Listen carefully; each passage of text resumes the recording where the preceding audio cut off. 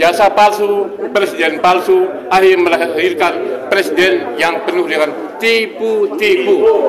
Itu kemenangan rakyat memaksa Jokowi. Tanda tangan basah. Itu tanda tangan basah. Yang luar biasa hari ini, hakim berani memutuskan mestinya seperti apa tuduhannya, gugatannya, dan wakil Jokowi harus seperti apa. Nih hakimnya besok diganti pecat lagi yang mutus. Kami tunggu di sidang berikutnya. Jika tidak bisa, Anda out, tumbang, dan Anda dideklarkan sebagai presiden palsu sedunia.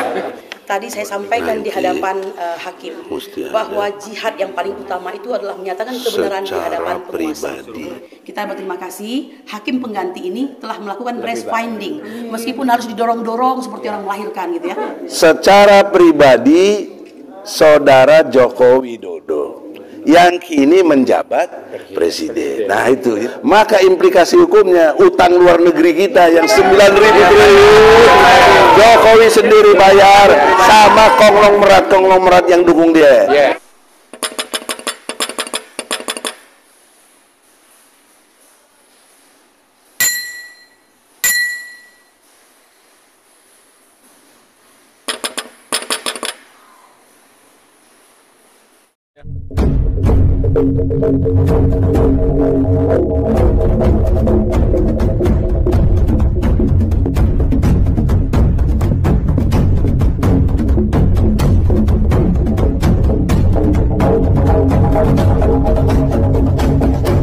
Ini saya nggak puas. Nggak puas sebagai prinsipal.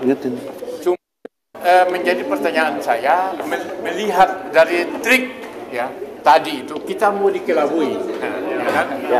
Jadi Presiden Joko Widodo mau mencoba mengakali kita dengan cara keluarkan kepres. Nah itu dia. Jadi nanti kepres itu dia bersembunyi di balik ketiak kepres. Ya, itu tadi. Tapi dengan keahlian Prof. Egy dan teman-teman, alhamdulillah akhirnya hakim mau berpikir dengan akal sehat dan menerima itu.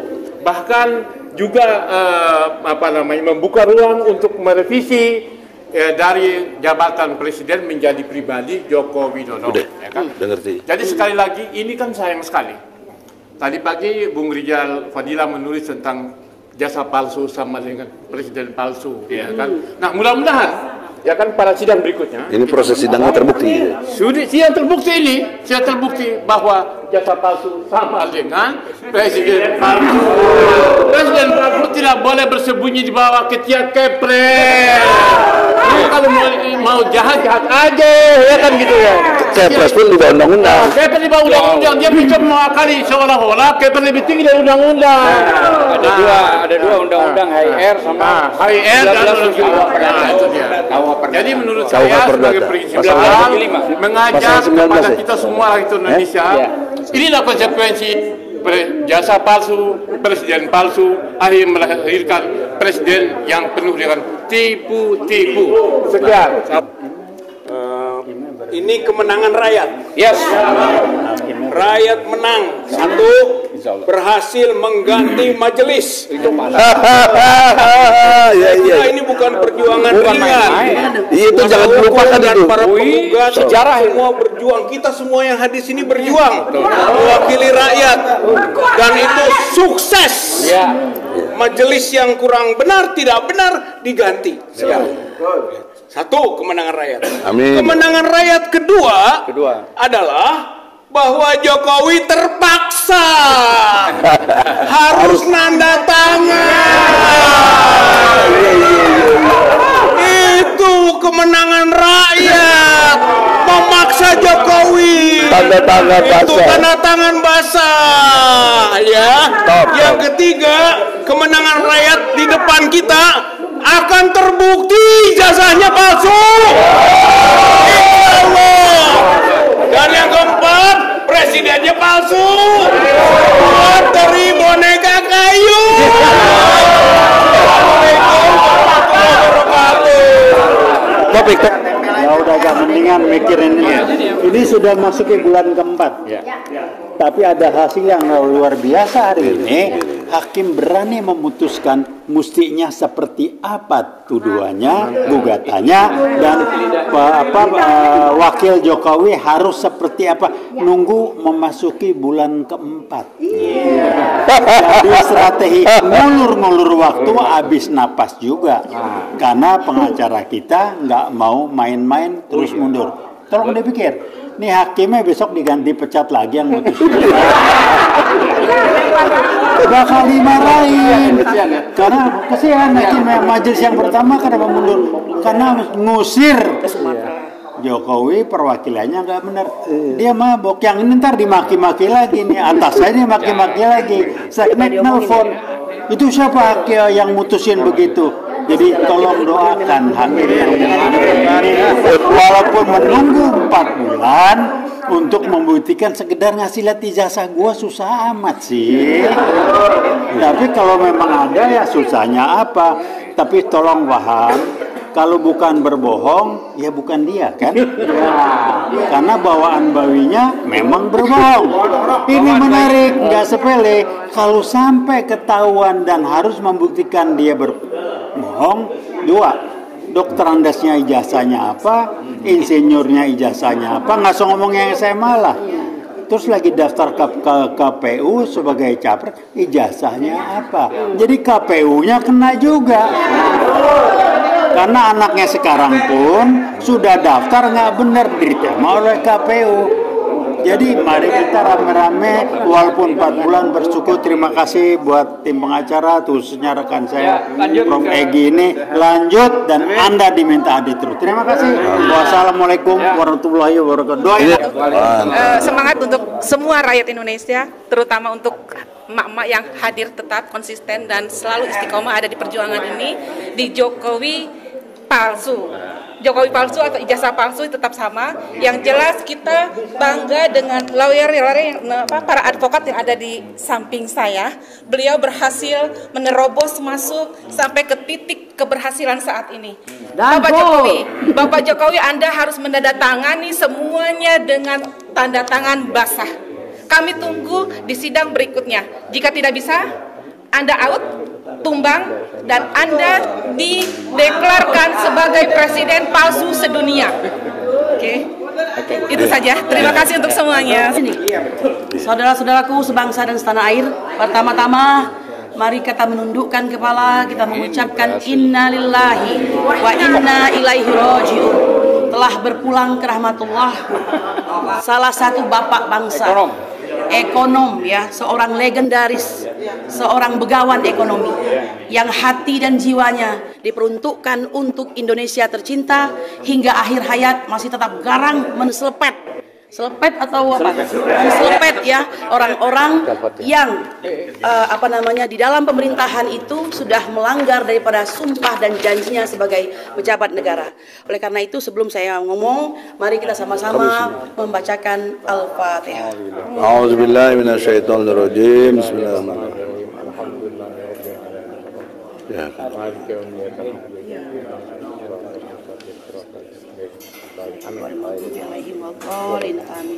Al-Fatihah tadi kita persembahkan untuk yang tercinta, abang kebanggaan kita, Rizal Ramli, rahimakumullah. Saudara-saudaraku sebangsa dan setanah air, tadi saya sampaikan di hadapan hakim bahwa jihad yang paling utama itu adalah menyatakan kebenaran di hadapan penguasa. Jihad itu tidak hanya kami pengacara yang harus melakukan, tapi justru paling utama adalah Kodi itu adalah hakim, ya. Mereka lah yang menjadi dominus litis, yaitu orang yang dominan di dalam pengadilan, memberikan arahan dan memberikan keputusan. Betul atau tidak? Kenapa? Karena sekali mereka memutuskan, keputusan itu akan menjadi tonggak untuk menjalankan eksekusinya. Jika benar keputusannya, maka benarlah semua. Jika salah keputusannya, maka salah semuanya.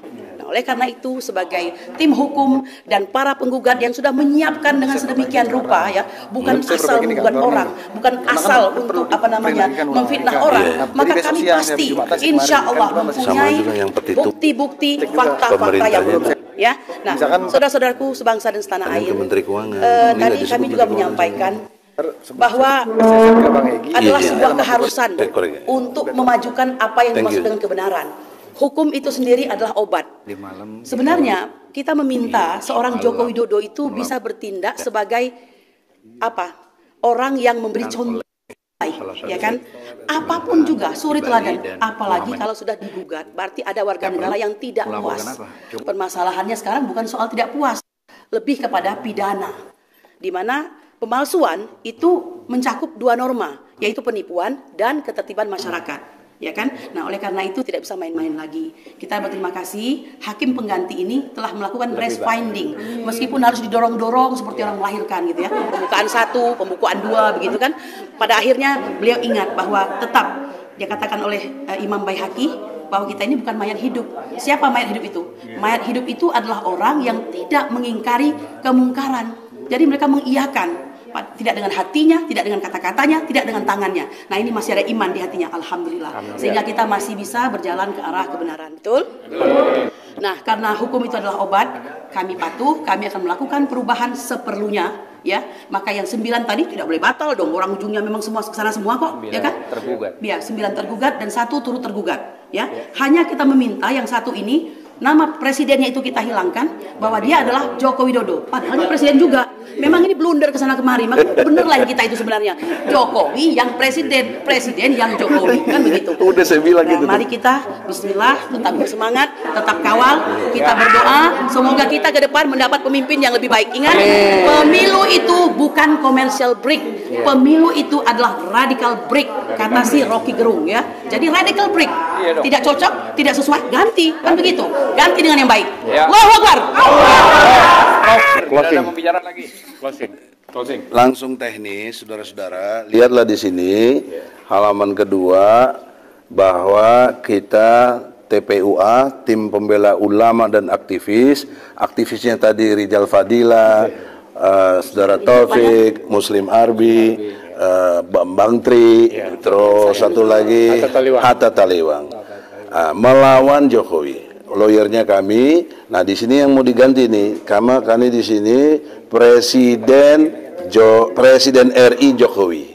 Nah, kalau ini mereka beralasan bisa pakai SK, bisa pakai mandat dari Mensesnek dan Jaksa Agung. Nah, bagaimana supaya tidak demikian? Sekarang presidennya kita drop, dibelakangkan, gitu loh.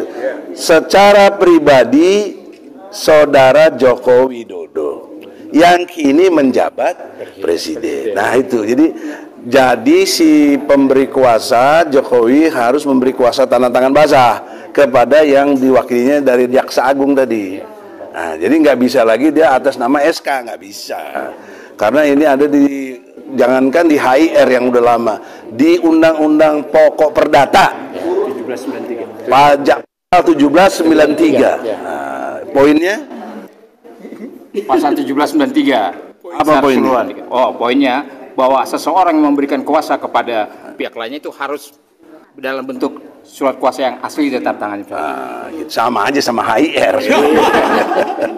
HIR pasal 123. Nah, jadi saudara-saudara, perubahannya sudah mendasar dan janji hakim tadi 3 hari dari setelah masuknya, kita akan masukin besok karena harus banyak yang dirubah sedikit dalam pengertian ini, karena juga kemarin juga ke petitumnya juga, karena kita menuntut pemerintah ini. Nah, di sini harus menuntut ke Jokowinya.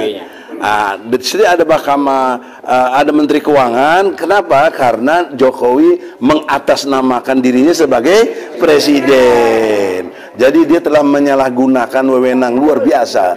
Maka implikasi hukumnya, utang luar negeri kita yang 9.000 triliun Jokowi sendiri bayar sama konglomerat yang dukung dia. Nah, kan di kantong Jokowi ada 11.000 triliun.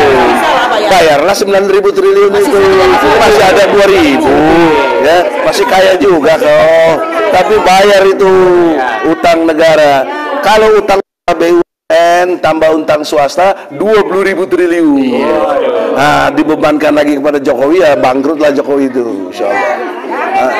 Nah, oleh karena itu, saudara-saudara, dan lebih memalukan lagi adalah seperti Adinda Kurnia sampaikan, ini memalsukan itu adalah satu perbuatan tindak pidana, ya, memalsukan dan ketertiban umum. Lebih dahsyat secara moral, dia menipu dirinya sendiri. Tukang tipu seperti ini ada dikatakan dalam surat Al-An'am, ayatnya 123. Akabiro mujrimin. Jadi pembesar yang jahat. Kejahatannya apa? Menipu. Ya, Al-An'am ayat 123. Jadi lengkap, hukum positifnya ada, dibuktikan dia menipu, di Al-Qur'annya juga ada. Jadi kloplah saudara-saudara, tinggal kita berharap ke depan untuk supaya ada perubahan. Jadi kalau betul nanti minggu depan dan seterusnya, ya, mudah-mudahan sebelum pemilu udah kejelasan, ya, udah ada kejelasan Jokowi ijazahnya palsu. Sampai hari ini pun sudah jelas. Tadi kan saya tantang, kau jaksa, kau mewakili Jokowi, mana ijazah aslinya? Nggak bisa bawa dia, nggak bisa bawa. Orang waktu di Solo aja nggak bisa bawa, apalagi di sini, gitu. Saya kira demikian. Sebagai umatnya takbir. Assalamualaikum warahmatullahi wabarakatuh.